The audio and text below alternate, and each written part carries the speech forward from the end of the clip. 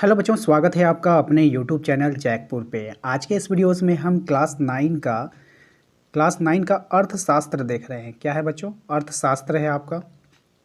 और इसमें हम लोग पहला चैप्टर को देख रहे हैं, पालमपुर की कहानी, जो काफ़ी इंपॉर्टेंट चैप्टर है और आपके एग्ज़ाम के लिए भी और आपके फाइनल एग्ज़ाम के लिए भी और आपके मंथली असेसमेंट के लिए भी। तो वीडियो में शुरू से लेकर अंत तक बने रहना है। 1 मिनट के लिए भी वीडियो को स्किप नहीं कीजिएगा, क्योंकि आज के इस वीडियो में हम सभी सवालों को वीडियोस के अंदर ही याद करना सीखेंगे।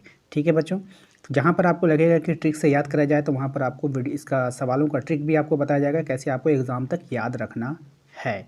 तो काफ़ी इंपॉर्टेंट वीडियो होने वाला है। चैनल पे यदि पहली बार आए तो चैनल को सब्सक्राइब कर लीजिएगा, घंटी के बेल आइकन को दबा दीजिएगा अगली वीडियो के नोटिफिकेशन को पाने के लिए। तो चलिए स्टार्ट करते हैं। देखिए, सबसे पहले जो सवाल हमसे पूछा गया कि पालमपुर गांव के लोगों का मुख्य व्यवसाय क्या था, तो यहाँ पर आप आंसर देख पा रहे हैं, क्या है? खेती है। तो बात यहाँ पर खेती, आंसर तो दिया गया, लेकिन आप किस तरह से याद रखेंगे खेती? एग्जाम में आपको कैसे याद रखना है खेती? ठीक है, तो ये खेती का आंसर कैसे आपको याद रखना है। देखिए, सबसे पहली बात है कि आपको यहाँ पर पूछा गया है गाँव के बारे में, है ना। तो बच्चों, गाँव में अधिकतर क्या होता है? गाँव में अधिकतर खेती होता है। खेती कहाँ होता है? गाँव में होता है। अगर हम आपसे पूछे कि खेती कहाँ होगा, तो गाँव में होगा। शहर में खेती होता है? नहीं होता है, गाँव में खेती होता है। तो यहाँ पर आपसे पूछा गया पालमपुर गांव के लोगों का मुख्य व्यवसाय क्या था, यानी कार्य क्या था, तो खेती था। याद रखेंगे। नेक्स्ट है हमारा, पालमपुर गांव में कितने प्रतिशत जनता खेती पर आश्रित थे, है ना। पालमपुर गांव में कितने प्रतिशत जनता खेती पर आश्रित थे? तो बच्चों, इसका सही जवाब हो जाएगा 75%। कितना है बच्चों? 75%, यानी पूरा 3 कोना, है ना, यानी कि थर्ड। अब याद रखेंगे यहाँ पर कि इसको कैसे याद रखेंगे हम लोग, 75% कैसे याद रखेंगे। तो बच्चों, यहाँ पर आप लोगों को याद रखना है, एक ट्रिक हम आपको बता रहे हैं, इस ट्रिक को याद रखिएगा कि पालमपुर गांव के जो खेती करने के जो किसान होते थे, उनको सरकार कितने में बेच देती है? 75 पैसा में। कितना देती है? 75 पैसा में। बस ये वाला बात याद रखिएगा, आपको ये 75 याद रहेगा। ठीक है। नेक्स्ट है हमारा, निम्नलिखित में से कौन सा राज्य है जहाँ आधुनिक कृषि विधि अपनाई गई है? तो निम्नलिखित में से कौन सा राज्य में आधुनिक कृषि विधि अपनाई गई है? तो वो है हमारा पंजाब। किस राज्य में बच्चों? पंजाब में, है ना। तो बच्चों, इसे याद रखेंगे कि जहाँ पर आधुनिक कृषि आएगी, जहाँ पर आधुनिक कृषि आएगी, नई नई मशीनें आएगी, नए ट्रैक्टर आएंगे, नए बीज आएंगे, नए किस्म के बीज आएंगे, नए किस्म के खाद आएंगे, तो वहाँ के लोगों की क्या हो गई? जॉब लग गई। वहाँ के लोगों की क्या हो जाएगी? जॉब लग जाएगी, है ना। जिस राज्य में आधुनिक कृषि को अपनाया जाएगा, तो आधुनिक कृषि का मतलब होता है एकदम लेटेस्ट कृषि, यानी ट्रैक्टर से हो जाएगा पूरा सब कुछ, बीज अपने आप होगा, बुताई भी अपने आप होगा, कटाई भी अपने आप होगा, छटाई भी अपने आप होगा, सारा चीज़ मशीन से होगा, तो वो आधुनिक कृषि के अंतर्गत आ जाता है। तो जहाँ पर आधुनिक कृषि आ गई, वहाँ के लोगों की क्या लग गई? समझ लीजिए, जॉब लग गई। तो इससे आप याद रखेंगे पंजाब। ठीक है।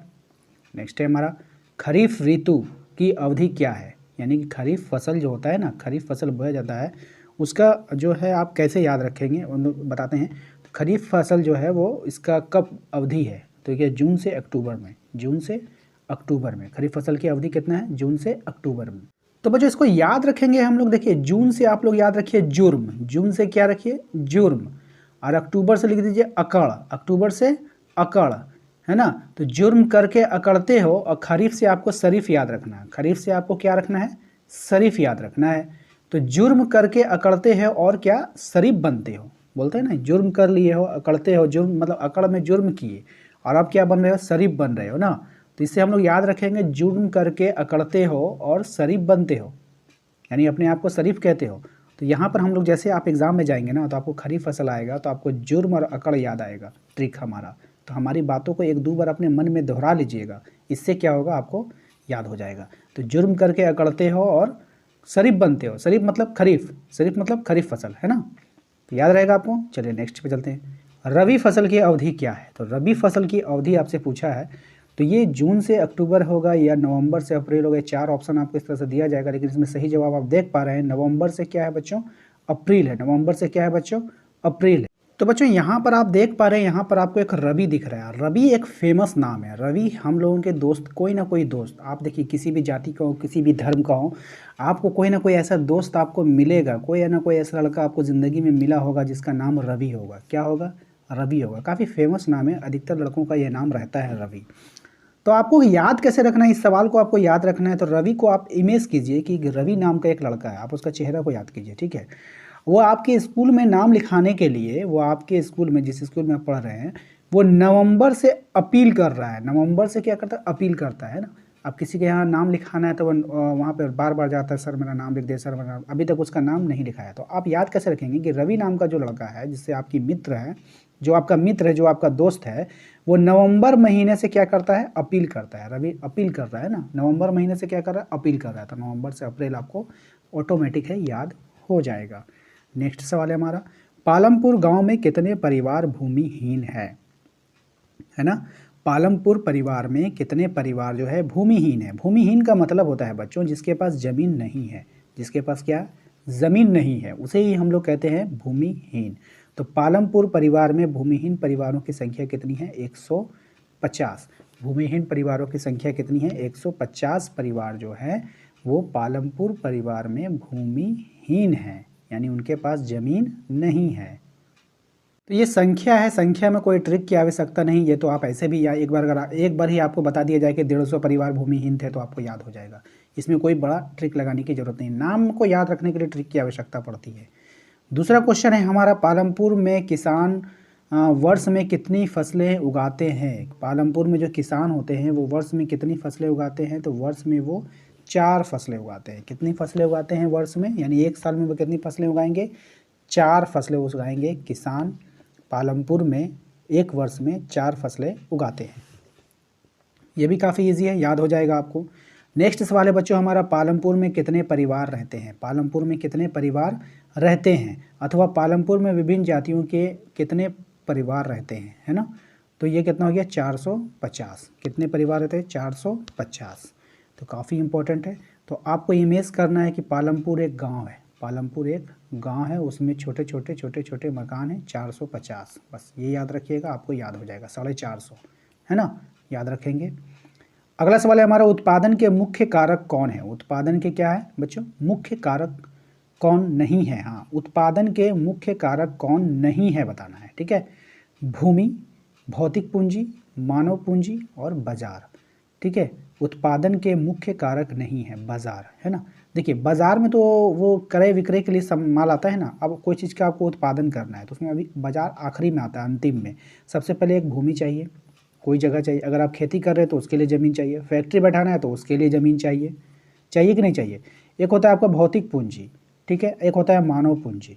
तो भौतिक पूंजी भी लगता है और मानव पूंजी भी लगता है। बाजार का तो फैसला बाद में होता है ना, जब प्रोडक्शन हो जाएगा तब जा करके माल आपका बाज़ार में जाएगा। तो उत्पादन के लिए आपको क्या चाहिए होता है, उत्पादन के लिए आपका बाजार नहीं चाहिए होता है, ठीक है ना।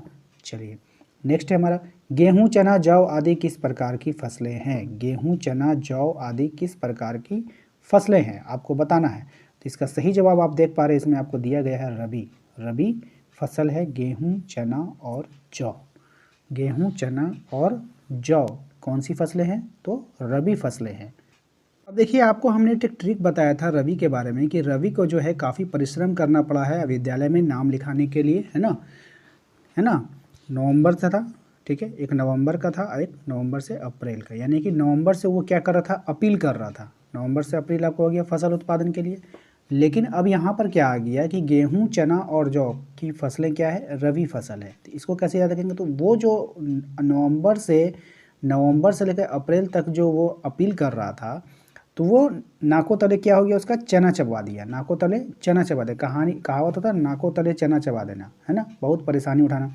तो चना चबा दिया, क्यों, क्योंकि कई लड़कों के साथ वो जो उसका जो है मतलब कभी कभी होता है ना, आप इमेज कीजिए कि उसका जो है कैरेक्टर पे असर आ गया था ना, कैरेक्टर सर्टिफिकेट जो बनता है, तो उसका समझ लीजिए, इमेजिन कीजिए कि आप उसको कैरेक्टर पे असर आ गया।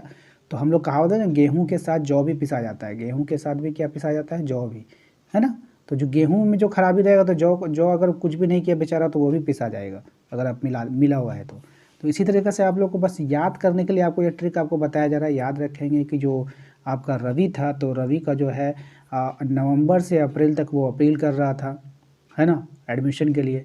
क्यों नहीं एडमिशन हो पाया, नाको तले उसका चना चबा दिया गया, बहुत परेशानी हुआ। क्यों, क्योंकि वो कुछ लड़कों के साथ गलत संगत में था, जो गेहूँ के साथ जौ भी पिसा गया। याद रखेंगे, बस सिर्फ आपको एग्ज़ाम तक याद रखना है, इसके आगे याद रखने की आवश्यकता नहीं है, ठीक है ना। एग्ज़ाम, बस मेरी बातें आपको एग्ज़ाम के समय में याद आ जाए वही काफ़ी है। बस इतना सा आप कर लेते हैं तो उम्मीद है अगर एक क्वेश्चन भी आपसे बन जाए ट्रिक से तो बहुत अच्छी बात है, ठीक है। तो बच्चों उम्मीद करते हैं 10 सवाल हो चुके हैं। वीडियोस के लेंथ जो है वो 10 मिनट से ऊपर का मैं नहीं बनाना चाहता, क्योंकि मैं चाहता हूं कि आप वीडियोस को पूरा देखें, समझें। और उम्मीद करते हैं कि आज के वीडियोस आपको पसंद आया होगा। वीडियो पसंद आया तो वीडियो को लाइक कर दीजिएगा एक, ठीक है। और जल्द ही इसका हम लोग सेट 2 बनाएंगे और मिलेंगे अपने अगले वीडियो में। और वीडियो के डिस्क्रिप्शन में जो है आपका व्हाट्सअप लिंक दे दिया गया है आपकी क्लास का। यदि आप अपने 9 क्लास के व्हाट्सअप ग्रुप के साथ जुड़ना चाहते हैं तो आप डायरेक्ट वहाँ पे क्लिक करके जुड़ सकते हैं। टेलीग्राम का लिंक दे दिया गया है, अगर आप टेलीग्राम से जुड़ना चाहते हैं तो आप टेलीग्राम में जाके हमें ज्वाइन कर सकते हैं, ठीक है। तो मिलेंगे अपने अगले किसी वीडियो में। Thank you.